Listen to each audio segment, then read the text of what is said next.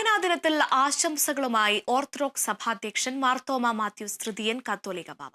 യുവതലമുറ ലഹരിക്ക് പിന്നാലെ പോവാതെ വായന ഒരു ലഹരിയാക്കണമെന്ന് അദ്ദേഹം വീഡിയോ സന്ദേശത്തിൽ പറഞ്ഞു. തന്റെ വായനാനുഭവം ഓർത്തെടുത്ത കത്തോലിക്ക ബാവ MTയുടെ കുട്ടിയടത്തി എന്ന കഥ വായിച്ച് അതിലെ കഥാപാത്രങ്ങളായ പെൺകുട്ടികളുടെ പേര് പങ്കുവയ്ക്കണമെന്ന് നിർദ്ദേശിച്ചു. കഥാപാത്രങ്ങളുടെ പേര് ആദ്യം നിർദ്ദേശിക്കുന്ന 5 പേർക്ക് സമ്മാനം നൽകുമെന്നും അദ്ദേഹം അറിയിച്ചു. ആശില്ല മക്കളെ, വായനാശീലം നമുക്ക് ഒരു ലഹരിയാവണം. വായിച്ചാൽ വളരും എന്നുള്ളത് നമുക്കറിയാം.